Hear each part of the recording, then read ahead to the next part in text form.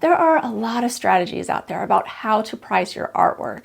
Whether you're selling art prints or paintings, a lot of people like to price it by square inch or the amount of hours that you've put into a piece. And the way I price my work is a little bit different. And I've developed this strategy over the years because I've been doing this full time for 10 years, and it's just what has worked for me. I started out by trying the square inch and all these different methods, but it's hard because you're constantly doing all these calculations. You're trying to figure out how much time you're putting into pieces and then how many square inches they are and then how much these bigger pieces should be. And sometimes the calculations when you are pricing per square inch really get out of whack, because if you've put 2 hours or 3 hours into a little small painting, but you can only sell it for $20 versus if you've put only 30 hours into a really large painting, but you're selling it for $3,000, it makes a big disparity in the amount of time you're putting into something and the amount a customer is willing to pay for it. And sometimes they're not willing to pay these huge prices as you get up in the amount of square inches if you're working larger. And so these were some of the things that I came across that made this pricing method just not work for me at all. And the first thing I think that you need to do is figure out who your ideal customer is. You need to figure out who really wants this work and who's going to benefit from having your artwork in their home or giving it as a gift. Because if you are selling art prints, they're most likely going to be gifts or things for children's rooms or things for people's walls who might not have the financial means to purchase an original. An original painting, on the other hand, is a different type of customer. They might want it as a statement piece for their living room or their bedroom, or something to have on their office wall where people will come in and really be impressed by this artwork that they purchased, or that it will set a certain tone for the space. So this is the type of customer who is willing to pay more money. And in fact, they want to pay more money. They want to get something that's unique, one of a kind, that might actually appreciate in value over time. With a painting, it can be considered an investment. And so you can charge a lot more for an original painting, but you don't want to charge too much that the person is never going to be willing to buy it. And this is why I think it's important to know who your ideal customer is. Since they're looking at your artwork like a product that they're going to purchase, and I know that you might not be, as the artist, seeing your artwork that way, and it's hard for us to let go of this thing that we've put our heart and soul into and see it as a product, but it really is a product, especially to the customer who's purchasing it. And like I said, sometimes this product could be an investment as well, or it could just be a gift, but it is a product either way, and they are comparing it in their mind to other products in a similar price range. And so if your painting is the same price as an iPhone, they might be comparing it to an iPhone, especially if they're thinking about getting themselves a little something as a birthday gift. Then if it's not so much better in their mind than an iPhone, then they might go for the iPhone. And that's why I think it's important to see your artwork in the marketplace comparatively on pricing strategies. To give this an even more specific example, when I look at pricing my art prints, I know that people are looking for gifts when they come to purchase my art print. This is the biggest thing. And also sometimes children's rooms, things like that. But gifts are the biggest purchased item. And so with gifts, a lot of people have a $20 price point if they're buying a gift for a coworker or a friend or a child. And that's why I have my 8x10 art prints priced at $20, because I think it's a really great sales point to have that comparison. And also thinking about what other things are $20. I mean, you can't even go out to fast food now for a whole family and eat for $20. And so the fact that you can get an art print, you can take it home and have it forever. And it's actually hand signed by the artist. It's something that really makes you smile. You can have that forever. And it's cheaper than an entire meal for a family at McDonald's.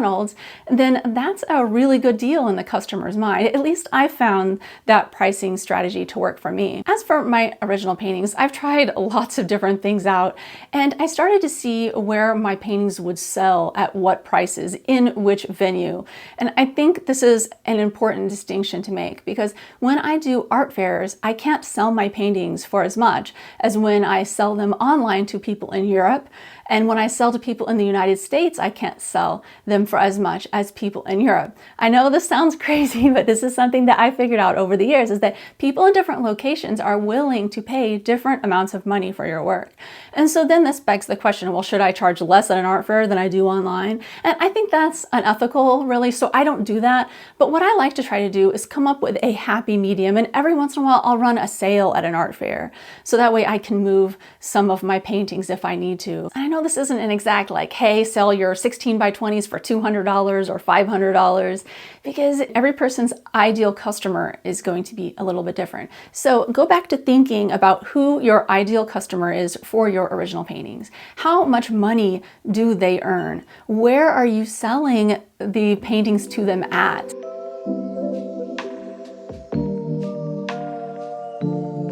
If it's art fairs, what level of affluence or income do these people often have? If it's online on Etsy, just know that there is a lot of competition on there, and selling original paintings is going to be very, very difficult. You might do it, but you'll have to charge very cheap for them. And so in that case, you will want to do some research on Etsy and see who your competitors are for original paintings and what they're charging, and if they're actually making sales in their shop. So if you do that and you can match their prices, then that's a good idea. If you're at art fairs, do a little research at the art fair. Go around to all of the artists who have similar work as you, who you think are selling to a similar customer that you would be selling to, and see what they are pricing their paintings at. And then watch over the weekend, if you can, if you have time, to see if they actually sell anything. Because even though they might have a painting for $2,000, if they don't sell it, it's kind of useless. It's important to know who your customers are, where you are finding these customers at, and then what you think that they will pay. Then you have to test things out. I mean, this is the biggest part of it, is you think, okay, I have this really good strategy. I want to price my original painting half the cost of an iPhone, so that way it'll be a better deal than an iPhone, but you know, it'll be like a similar price to a big painting they would get at a furniture store or something like that. You could have like all of these comparison shopping ideas. So then you have to go out to an art fair or put them on your website, advertise them on social media, however you are bringing customers in. But you have to go out there and you have to test market and see if anything will sell. Ultimately, I think it's better to start lower on your prices than start higher, because the worst thing to do is to go to an art fair, spend all of the money on your art booth and your hotels and everything, and the effort that it takes. Then you go there and don't sell anything. I mean, that's awful. I'd rather price my work at less and sell way too much and feel like, well, I kind of undervalued all that time painting. I'd rather have that than go to the art fair and then leave with nothing, losing money and just feeling awful about myself, and then not ever wanting to do art fairs again. Because if you price your work too low, you can always go up. And if it's too high, you're at the art fair, you're not selling anything, you can always give a discount.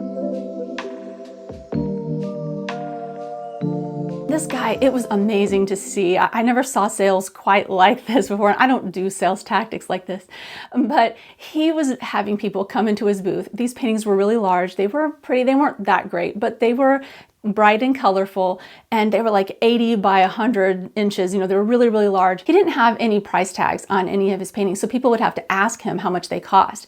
And the first thing he would say is $3,000, but it's on sale today for $2,000 just for you, and I will deliver it to your home for free at the end of the art show. And this was such a great strategy. I saw this guy sell 7 paintings in one day. I was so shocked. I mean, he had to have left the art fair with at least $15,000 to $20,000 of sales. Honestly, I was in awe of this, but it felt a little like car salesman-y kind of, or something, where, oh, here's the price, but I'll give it to you for this. So I didn't really like it so much, not for what I do, because I don't have really expensive paintings like that. I don't paint that large. My customers are never going to pay even $2,000 for one of my paintings. If I have paintings listed for that much, they will take years to sell, because I have tried it, and I have some on my website for that much, and they obviously have taken a long time to never sell. This is why it's so important to know who your ideal customer is and know that everybody is different. Every artist is going to have a different type of customer. And that guy who was doing those type of sales, those people had higher levels of income. They had really big homes with really big walls to fill. And if if you've ever searched for really large paintings, you know that it's so hard to find them because you can't just get them shipped to you, because shipping has to be freight. Sometimes you can't even get them in with freight, and it's like really, really expensive to get stuff delivered to you through freight. And then you don't know exactly what it's going to look like, especially if you look at it online. And so from a customer standpoint, it's hard to find big paintings. And if there are not like art galleries and things like that in these people's areas, if you're a person who paints really, really big and brings something like that there, and you have a higher level of affluence in the art fair customers, then it could be really good for you. It's just something to think about. I mean, there's all sorts of factors involved in pricing. Next, it's important to consider how many different income streams are available for artists. I've made an entire video, you can watch it here, with over 30 ways to make money as an artist. These are perfect for beginners, so definitely check that out. All right, thank you so much for watching. See you next time.